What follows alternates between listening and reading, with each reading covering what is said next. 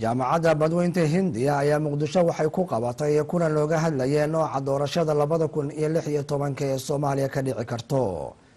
Ismaaciil Cabdulla Sabriye ayaa warkaasi nooga soo diray magaalada Muqdisho.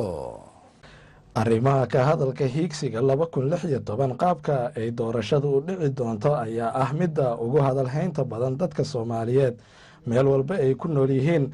magaalada Muqdisho ee caasimadda dalka Soomaaliya ayaa maanta lagu qabtay kulan looga hadlayay suurtagalnimada doorashada iyo qaabka ay ku dhici doonto sanadda 2016 waxaana kulankaasi ka soo qayb galay qaar ka mid ah xildhibaanadii dowladdii ku meel gaarka ahayd, aqoon-yahano, arday wax ka baratay jaamacadaha dalka iyo maamulka jaamacadda Indian Ocean oo ah maamulka kulanka soo qabanqaabiyey iyo haween kala duwan oo ka kala yimid qaybaha dalka. ugu horeyn waxaa goobta ka hadlay gudoomiyaha jaamacadda badweynta Hindiya Samawade oo ka warbixiyay ujeedka kulanka loogu qabtay magaalada Muqdisho. xoogaa aan wax iska dhaadhicino aan fursad ku helno inaan jijibino waxaa rabay markii ugu horeysa in noo iftiimiyaan xildhibaanadana fursad u siino anoo ku bilaabayo Cabdiqaadir Sheekh Ismaaciil noocee noqon doontaa doorashada 2016 noo dhacayso iyo meesha aan hadda joogno saan ku imaanay inuu wax noogu taabto. qaar ka mid ah ka soo qaybgalayaasha kulanka ayaa su'aalo kala duwan weydiiyey iyo xildhibaano ka tirsanaa dowladdii ku meel gaarka ahayd waxayna ka warbixiyeen sida ay kula habboon tahay labada qaab ee kala ah qaab deegaan iyo weliba 4.5 oo ay ku dhisan tahay dowladda iminka jirta. su-aasha aan weydiinaya marka odayaasha waxay tahay 4.5ka waqti xaadirkan aan qaadanayno su-aal ma ka dhigi karnaa ah ama la soo saari karaa ah jifooyinkii ayagu waxsad buursan jiray walaalahood ha u ogolaadaan waqtigan saamigooda inay say u soo galaan meesha at least si xal u yimaado mahadsanidin. su-aashayd waxay tahay waqtigan yar ee noo haray labada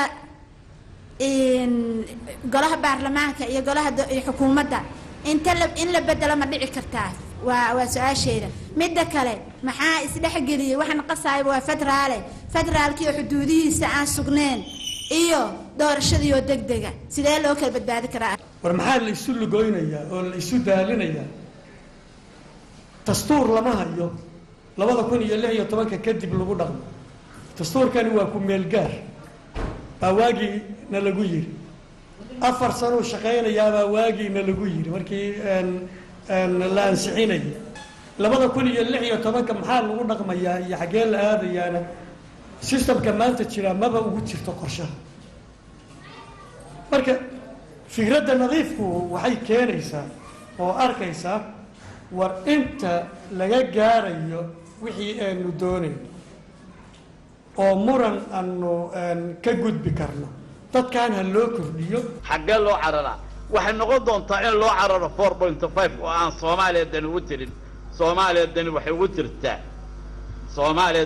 ugu jirtaa in la gaarsiiyo qof iyo cod oo ninkay doonayaan doortaan oo sharciga doonayaan doortaan oo marka iyaga ilaashanaya iyaga difaacanaya. Soomaalida meel walba ay caalamka kaga nooshahay ayaa hadalhaynta ugu badan waxa ay tahay doorashada 2016 qaabka ay noqonayso waxaana bulshada qaybaheeda kala duwan kulamo gooni ah loogu sameeyay gobolada dalka Soomaaliya si wax loogu weydiiyo qaabka ay noqonayso 4.5 iyo waliba qaab deegaan. Ismaaciil Cabdulla Sabriye, Universal TV, magaalada Muqdisho.